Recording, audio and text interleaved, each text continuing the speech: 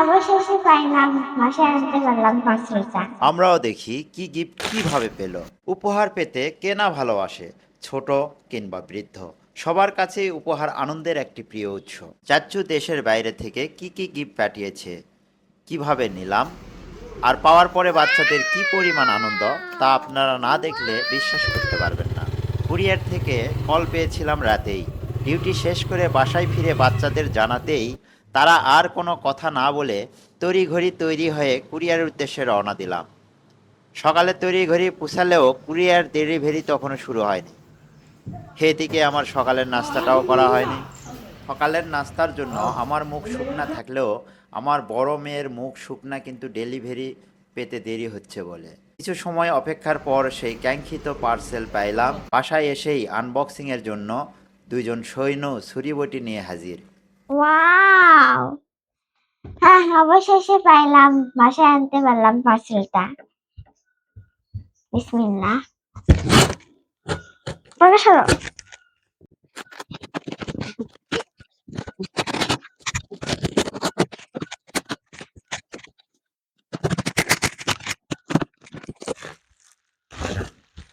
বাবার ক্যামেরার লেন্স।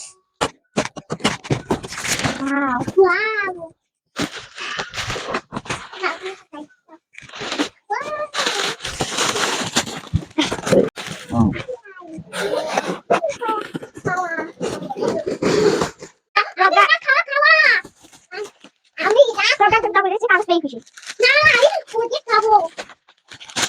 তুমি কি করবা? খাইতে মন আছে, এই জন্য কাশি বড় কাশি করলাম। ও,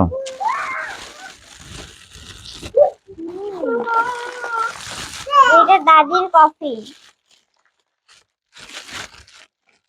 আমাদের নতুন চকলেট, এটা কয়েন চকলেট।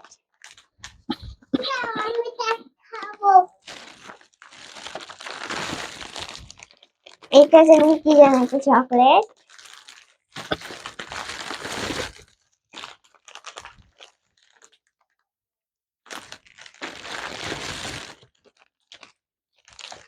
ও, এই চকলেটটা অনেক মজাদার।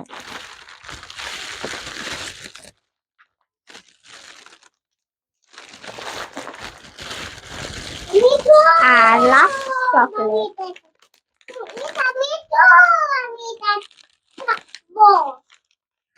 এখন ভাগ হবে। নাও।